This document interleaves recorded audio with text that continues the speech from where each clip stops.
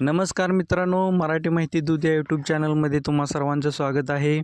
मित्रांनो, तुम्ही जर पहिल्यांदा आपल्या चॅनलवर आला असाल तर चॅनलला सबस्क्राईब करा, जेणेकरून येणाऱ्या अशाच महत्त्वपूर्ण व नवनवीन व्हिडिओची नोटिफिकेशन तुम्हाला भेटत राहील. मित्रांनो, PM किसान योजना म्हणजे शेतकरी सन्मान निधी योजना ही केंद्र पुरस्कृत योजना आहे आणि या योजनेचा पात्र असून देखील बऱ्याच शेतकऱ्यांना लाभ भेटत नाही. तेव्हा मित्रांनो, काळजी करण्याची कोणतीही गोष्ट नाही. आज या शेतकऱ्यांच्यासाठी खूप आनंदाची अशी बातमी आपण आपल्या चॅनलवरती घेऊन आलेलो आहे. मित्रांनो, या शेतकऱ्यांना पात्र असून देखील लाभ भेटत नाही. त्याची बरीच कारणे आहेत मित्रांनो. काहींचं 7/12वरती प्रॉब्लेम असेल, म्हणजे 7/12वरचं नाव व आधार कार्डचं नाव तसेच बँक पासबुकवरचं नाव याच्यामध्ये फरक असतो मित्रांनो. त्याच्यामुळे या योजनेचा लाभ भेटत नाही. काहींचे बँकला आधार लिंक नसल्यामुळे त्यांना या योजनेचा लाभ भेटत नाही. आणि अशी बरीच कारणे आहेत मित्रांनो, त्याच्यामुळे त्यांना या योजनेचा लाभ भेटत नाही. परंतु काही असे शेतकरी आहेत मित्रांनो की त्यांनी या योजनेसाठी पात्र असून अजून अर्ज केलेला नाही. त्याने अर्ज करण्याचा नंतरनं प्रयत्न केला आहे, परंतु त्यांना या योजनेचा लाभ भेटत नाही. या सर्व शेतकऱ्यांच्यासाठी आनंदाची बातमी आहे मित्रांनो. शासनाने पुन्हा एकदा जे पात्र शेतकरी आहेत त्यांना या योजनेमध्ये सामावून घेण्याचा निर्णय घेतलेला आहे मित्रांनो. तर तो कसा? तर मित्रांनो, जे शेतकरी या योजनेसाठी पात्र आहेत त्यांच्याकडून पुन्हा नवीन अर्ज शासन स्वीकारणार आहे.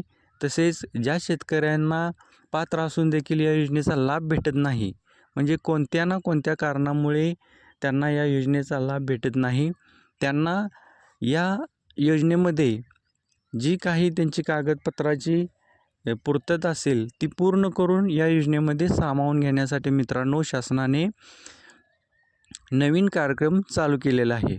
तेव्हा तो कार्यक्रम मित्रांनो 15 एप्रिल 2025 पासून संपूर्ण राज्यामध्ये पुन्हा सुरू होणार आहे.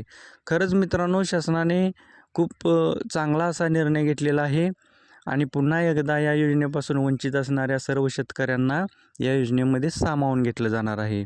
यासाठी त्या तालुक्यातील अधिकाऱ्यांना शासनाकडून योग्य ते निर्देश दिले जातील मित्रांनो. त्यासाठी मग त्या गावचे तालुका कृषी अधिकारी असतील, मंडल अधिकारी असतील, तलाठी असतील, ग्रामसेवक असतील, या सर्वांना योग्य ते निर्देश देऊन मित्रांनो शासन विविध असे कॅम्पचे आयोजन करणार आहे मित्रांनो.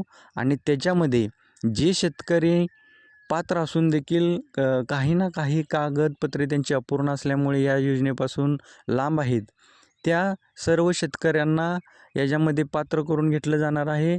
तसेच जे शेतकरी आता नवीन आहेत किंवा ज्यांनी अर्ज केलेला नाही पात्र असून देखील, असे नवीन अर्ज देखील त्यावेळेला स्वीकारले जाणार आहेत मित्रांनो.